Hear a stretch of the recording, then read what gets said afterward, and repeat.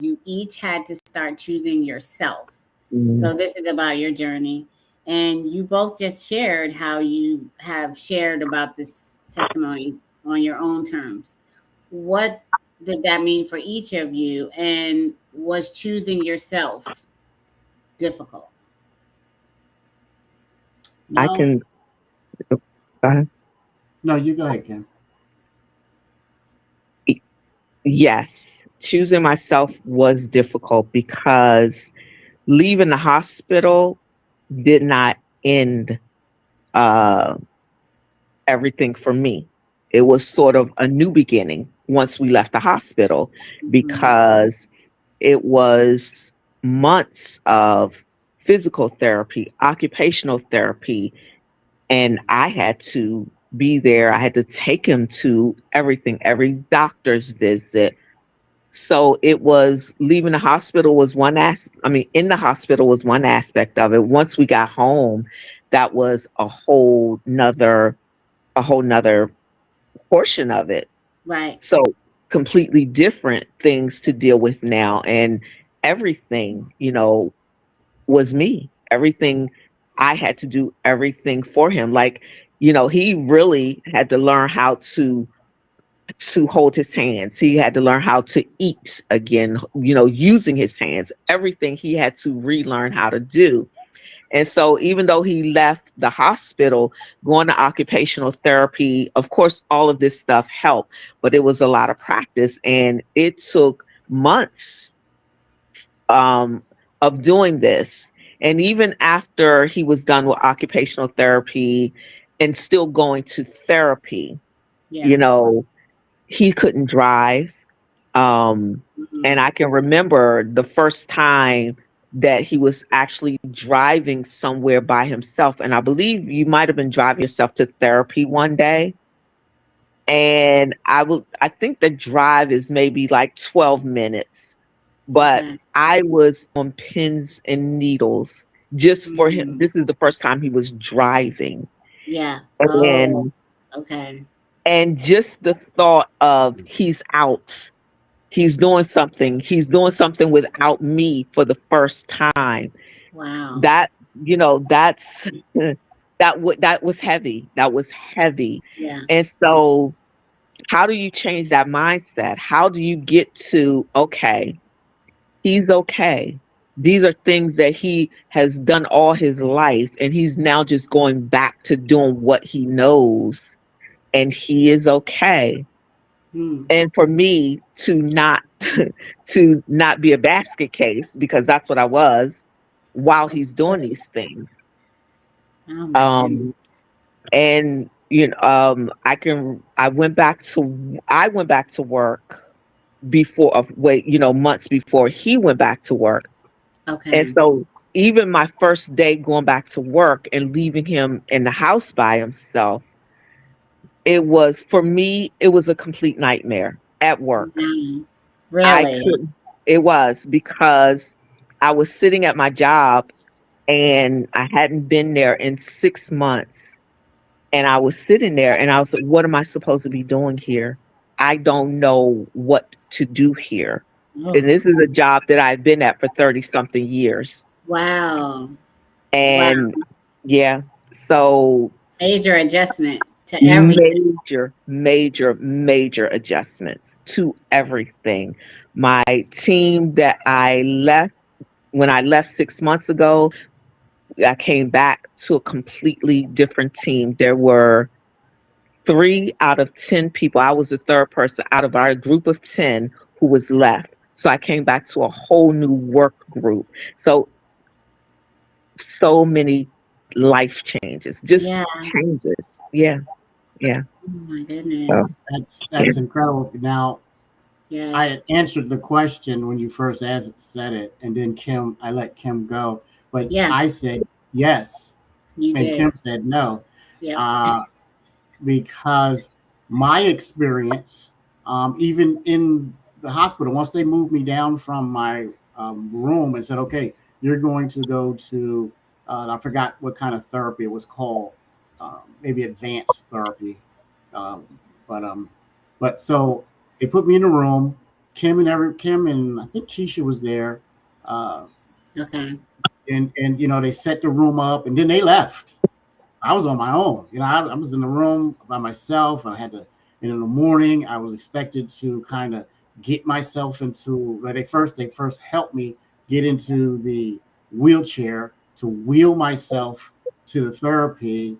And I was in Oh, wow. there, and it's tough, and I'm trying to, do the things that they want me to do. And I was Yeah. in therapy, I think maybe 2 weeks, Kim, maybe two. I think we got the numbers somewhere, but it Mhm. was maybe 2.5 weeks I was in the therapy there. But I felt by myself. They would come during the day sometimes, but then they would leave at night. Then when I Okay. was home, me and Kim are empty nesters. The kids are gone, you know. Yeah. So I was by myself. So it was like, yes, it was. I went back to being, on my own to answer the question. And I was just trying to get things done. And then I decided to, again, relax, give myself the time, to my body the time. So I felt that, yes, I just went back to being on my own. Kim, it's just amazing how she answered it and how I answered it. The same experience, the Yeah. same, Yeah. the same incident, but two Exactly. different perspectives in the same house. So Yeah. Right. Yeah. Yeah. Two different, and you guys were in the same, but you also had different perspectives of yes, going through it. And I'm thinking about you, Randall, those first couple of days of them putting you in the room and you're having to do, you're not in there crying by yourself. Like, how am I going to get out this bed? How am I going to get in a wheelchair? How am I going to get myself somewhere to get breakfast? Was that it it hard? I wasn't crying. Actually, when I think about it, I got a little upset. I'm like, man, they just left me. Like, they just walked out. Wait a Okay. minute. So I was a little upset, but then it's like, well, you're here to get better. So I went to Got it. sleep. That was intentional. They wanted that. They wanted you to get in your mind that you have to do this for you. Yes, And and so you yeah, do. You do. You so have to have that mindset that I've got to put the work in to get the results I want, and it is so it is that simple. they showed, like, I walked with him and they showed us where he needed to go each morning, the days that where Right. he needed to go.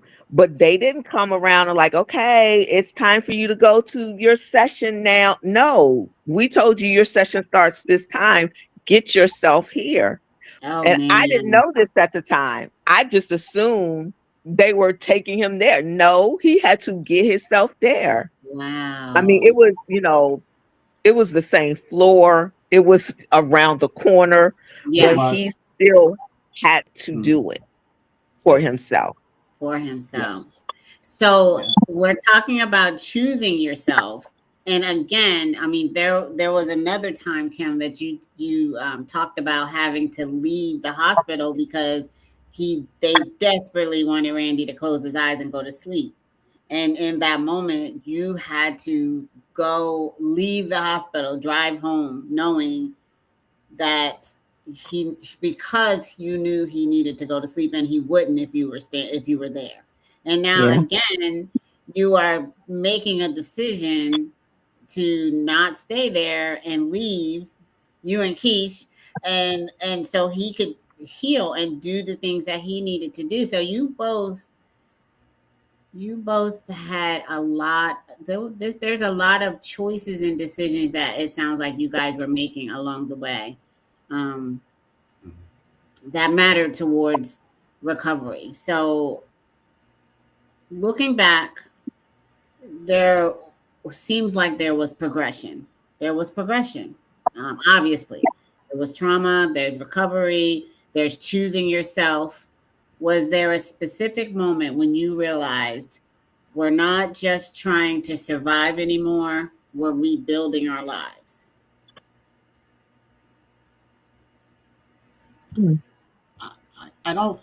For me, I don't think it was a specific moment. I think uh, from the time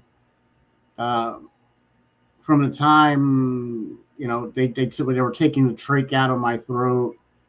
And I think I did a little, they were surprised I was able to even make sounds for a little while. I knew I had to rebuild from that moment. I mean, I was in the hospital. I couldn't do anything. For months, for weeks, they would have the dialysis machine. They would have to pick me up on this this body crane to lift me out of the bed and then put me in a chair just so I could sit up. I knew from the beginning, man, I have to rebuild.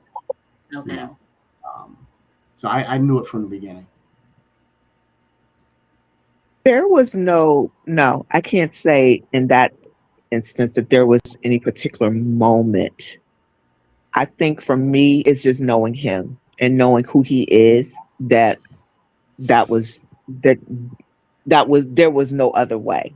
We would always rebuild. We would always continue on. So no, there wasn't anything specific that made me think no.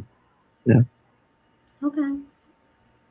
Okay, that's awesome. I mean, still, you guys you did rebuild, and I love that. What were you gonna say? So at this time, I'm gonna pause for a sponsor break. So we're gonna take a quick break to acknowledge today's sponsor. This podcast is proudly supported by The Trio Cares, which is a caregiver support organization. We help myself, Anna, and Leslie. We are the trio, and we help those that are in multi-generational households, those that need to get their medical papers together, those that need to get their whatever paperwork you need to get to, and those that are Leslie Barnes helps you with being the CEO of your household. Whatever, being in charge, having all the paperwork done, making sure your household is organized. And we are the trio sponsors tonight's episode of Navigating the Gap.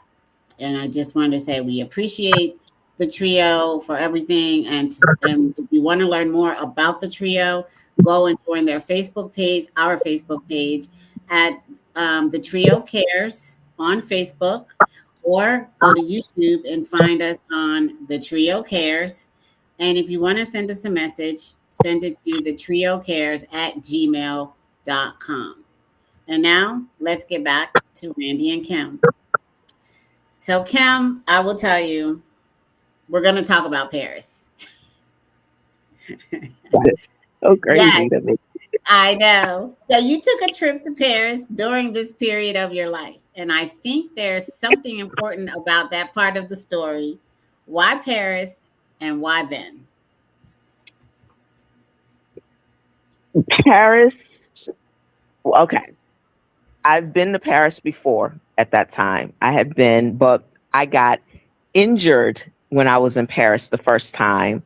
And I always felt like I didn't really get to enjoy it. I didn't get to see Paris the way I wanted to or thought that I should, because I hurt my foot and I couldn't walk when I was there.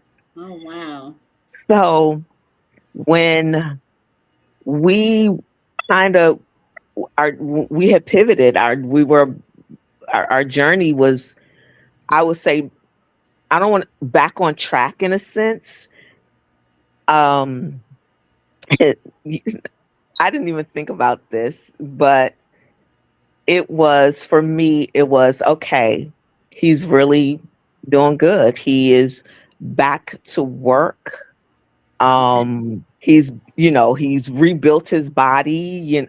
He's gained some weight back because he lost so much weight when he was in a hospital. He had gained some weight back. He looked like himself because, when he first left the hospital, he did not. And for some months after, he didn't quite look like himself. Right. But so, he looked like himself. We had started, that's when the whole kind of the plan for the Lazarus Project came about, and God just gave it to him and me, and it came by so quick. Like we literally just put this program together. Like someone said, hey, what would you like to do? And he said, oh, I have something that I like to do. And I mean, and we came home and we literally wrote our project out. Wow. And I don't even think that was a week. We just literally here and we came back the very next week and said, okay, here, this is what we want to do. It was completely written out. Oh my every goodness. every principle, what we're going to teach on each principle. I mean, completely written out. And so Wow. we had started that journey. Mhm. He literally was going back to work. And so it was, to me, for me, it was, ooh, I feel like I can breathe. I Yes. feel like, yeah, that was, I think that kind of was the thought was, I feel like I can breathe again and breathe normally. I think my life is starting to, whatever normal is, I think life is getting back to some sense of normalcy, probably new normal, but definitely a normalcy again. Mhm. Mhm. And and so the day he went back to work, I called him and said, I just want you to know that I'm about to book a trip to Paris. Okay. I hadn't booked it. I wanted you to know before I did it, but I'm about to do this. Oh man, how did that conversation go? And I didn't know that he was literally with a partner. And he's literally he's talking to the partner. He goes, "Yeah, this is my first something like this is my first day back to work." And my wife calls to tell me she's booking a trip to Paris. And do you remember this, Randy? Oh yeah, I definitely do. Definitely do. And I told him I'm glad that we are able to afford her that she can go on this trip. Wow. I really was. I was excited for her. It's the question, Renee, do we choose? How do you choose yourself? Me Yes. and Kim have been married. We were married then for 34 years Yeah. at the time, 33. But what we had 30, I'm sorry, 33, 36 years at the time. So what we had learned over these years is that my happiness is not in her pocket. Her happiness is not in mine. So we understand you can't lose Powerful. yourself to the marriage. You got to, each individual has to be an individual. We come together on a lot of things and do a lot of things together, but we are individuals. So Right. her decompression, her outlet is traveling. She's traveled a lot, Thailand, different places. Yeah. I do what I do, and you know, so we do choose ourselves in that, but it's the way to Yeah. live together, and the way to live together is you have to truly be together. You have to be that individual also. So you guys are, lack of a better word, you've been married. You had been married at that time when this medical incident happened. Almost 35 years at that time. Six. It was 2022, so that was 4 years ago. So almost 36 years together. So you're seasoned. I mean, some people will call them seasoned saints, but you guys were seasoned married people, and you've been through a lot. So some of the things that I paused you at the conversation about the book and all this, but these are things that you guys had already kind of walked through. A lot of just like before you got to this point, there's a lot of things that you guys had already kind of like walked through and journey to be married that long. Do you feel like that time that you spent 36 years, because you guys were like teenagers when you got married, so if